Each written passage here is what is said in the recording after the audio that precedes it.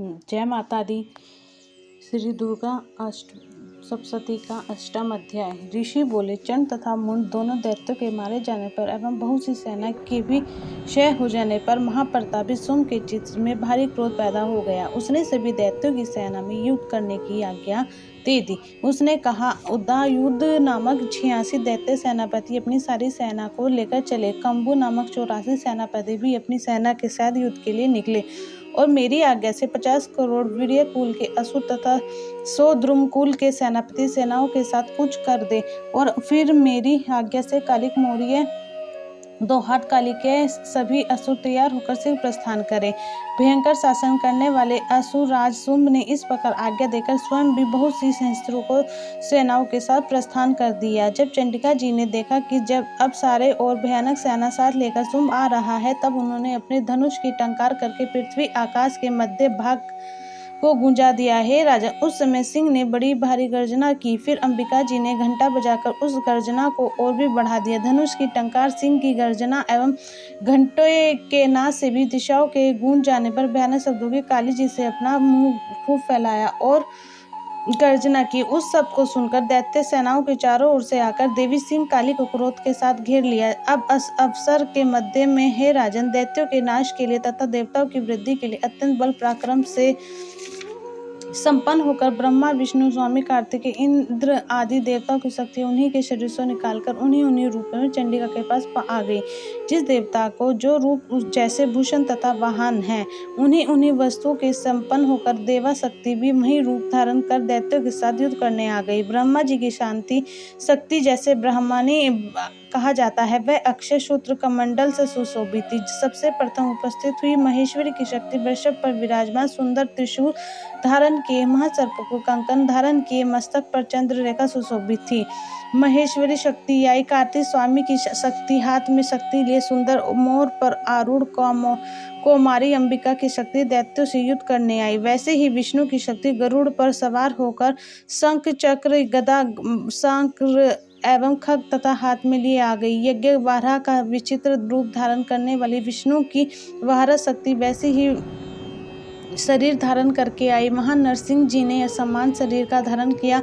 गर्दन के बालों को फटकारने से आकाश के तारों को बिखेरती हुई नरसिंह शक्ति वहां आ पहुंची। इंद्र की शक्ति इंद्र के समान रूप वाली 1000 नेत्र धारण किए वृष हाथ में लेकर ऐरावत गजराज एवं पर आरूढ़ होकर वहां आ गई। तब देव शक्तियों से घिरे हुए शंकर जी ने चंडिका से कहा, मेरी प्रसन्नता के लिए शीघ्र से ही असुरों का संहार करो।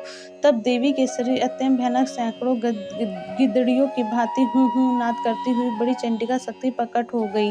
तब उस अपराजिता देवी ने धुएं जैसी जटा वाले शिव से कहा, भगवान, आप दूत बनकर शुंभ निशुंभ के पास जाए। वहां जाकर महाअभिमानी अशुंभ निशुंभ तथा 2 युद्ध में आए हुए दूसरे दानवों को भी कहें, हे दानवों, यदि तुम लोग जीना चाहते हो तो त्रिलोकी के राज्य इंद्र प्राप्त करे। सभी देवता यज्ञ भाग आए और तुम लोग पाताल पहुंच जाओ। यदि तुम्हें कुछ बल का अभिमान हो तो युद्ध की अभिलाषा हो तो आ जाओ। तुम्हारे मांस में जो गिदड़ियां तृप्त हुई हैं, इस कार्य में स्वयं शिव जी को ही देवी जी ने नियुक्त किया।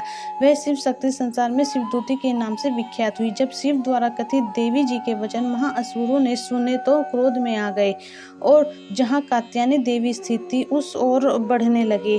जहां कुपित होकर उन देव शत्रुओं ने बाण की शक्ति, रिद्धि, सिद्धि आदि युद्धाओं से देवी जी पर वर्षा करना आरंभ कर दिया। तब टंकारे करके धनुष द्वारा पैने पैने बाण छोड़कर देवी जी ने खेल ही खेल में उनके फेंके हुए बाण शूल शक्ति, परशु आदि शस्त्रों को काट डाला। फिर काली भी उनके सामने होकर शत्रु के शूल के प्रहारों को चिरती फाड़ती, फटवांग कुचलती, मारती विचरण करने लगी। इधर ब्राह्मणी शक्ति भी जिस ओर दौड़ती उसी ओर अपने कमंडल छल छड़क देती, जिससे शत्रुओं का पराक्रम एवं तेज नष्ट होता जा रहा था। इसी प्रकार महेश्वरी शक्ति ने त्रिशूल द्वारा, वैष्णवी शक्ति के चक्र में कौमारी शक्ति ने दिया द्वारा उन दैत्यों का क्षय करना आरंभ कर दिया। इंद्रिय शक्ति के बीच गिराने से सैकड़ों दैत्य दानव विदर्ण होकर रुधिर न पालने बहाते हुए पृथ्वी पर गिरने लगी। वाराही शक्ति ने तो कुछ को तुंड प्रहार से मार गिराया। कितने एक दैत्यों की छातियां अपने दाढ़ों के अग्रभाग से चीर डाली। 12 मूर्ति ने चक्र द्वारा बहुत से दैत्य चीर फाड़ डाले। कितने ही महादैत्यों को नरसिंह शक्ति अपने नाखूनों से विदीर्ण करके खोने लग गई। अपनी गर्जना से दिशा आकाश को पूर्ण करती युद्ध स्थल में घूमने लगी। कितने ही दैत्य शिवदूती के कठोर अट्टहास से भयभीत होकर पृथ्वी पर गिरते हुए इस प्रकार अत्यंत कुपित होकर उनके उपायों द्वारा बड़े बड़े दैत्यों को मारते हुए मातृगणों को देखकर वह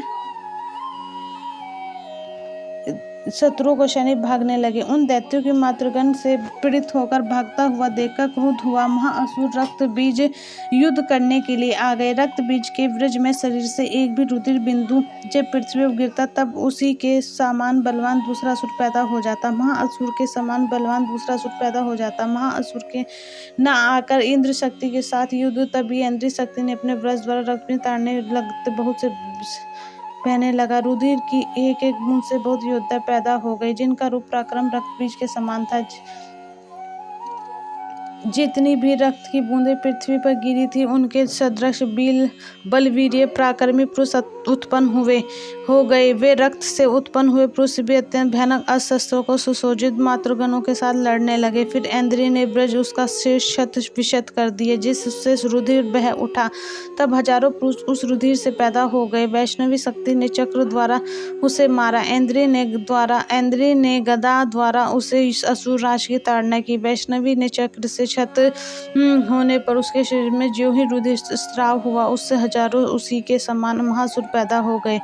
कौमारी ने शक्ति से उसे मारा। बारही ने तलवार से, महेश्वरी ने महाअसुर रक्त बीज को त्रिशूल से हनन किया। उस दैत्य ने भी गदा द्वारा मातृगणों को पृथक पृथक मारा। उस समय रक्त बीज बड़े गुस्से में समाविष्ट था। शक्ति शूल आदि योद्धाओं के बारे में विक्षत होने पर उनके शरीर से खून पृथ्वी पर गिरते हुए सैकड़े असुर उत्पन्न हो चुके थे। दैत्यों के रुधिर से उत्पन्न हुए असुरों ने सारे जगत का व्याप्त हो गया। तब देवता अत्यंत भयभीत हो गए। देवताओं को डरा हुआ एवं उदास देखकर तब शीघ्र ही चंडिका ने काली से कहा, हे चामुंडे, अपना मुंह तुम और भी विस्तार से फैला दो। मेरे शस्त्र से पात से गिरते हुए रुधिर बिंदु तथा बिंदु से उत्पन्न महादैत्यों को भी अपने देवगान मुख द्वारा खाती जाओ। युद्ध भूमि में रुधिर उत्पन्न इन महान दैत्यों में भक्षण करती हुई तुम भी घूमती रहो, तभी इस दैत्य का रुधिर क्षीण होगा, इसी प्रकार उसका क्षय होगा। तुम्हारे द्वारा इस प्रकार खाए जाने पर वह भयानक नए असुर पैदा नहीं हो सकेंगे। इस प्रकार कहकर चंडिका जी ने रक्त बीज पर त्रिशूल से प्रहार किया। फिर काली जी ने रक्त बीज को रुधिर मुख से ग्रहण कर लिया। उस दैत्य ने भी चंडिका पर गदा चलाई, किंतु उस गदापात द्वारा चंडिका को कुछ भी प्राप्त नहीं हुआ, वेदना न हुई। रक्त बीज के शत विशत शरीर से तो बहुत सा रुधिर गिरने लगा। उसे चामुंडा मुख द्वारा पीती हुई और जो रक्त पात से दैत्य उत्पन्न हो गए थे उन्हें मुख में डालती हुई इस प्रकार चामुंडा ने सभी दैत्यों को खा डाले और रक्त बीज का रुधिर भी पी डाला। तब देवी ने शूल, ब्रज, बाण, तलवार, सृष्टि आदि योद्धाओं को आयुधों से रुधिरहीन उस महाअसुर को मार दिया। शस्त्र समूह से आहत होकर वह पृथ्वी पर गिर पड़ा। हे राजन, रुधिर तो सब उसका चामुंडा ने भी पी लिया था। उसकी मृत्यु होने पर देवता परम प्रसन्न हुए। मातृगण उसके रुधिर पान के मद से उन्मत्त होकर नृत्य करने लगे। जय माता दी।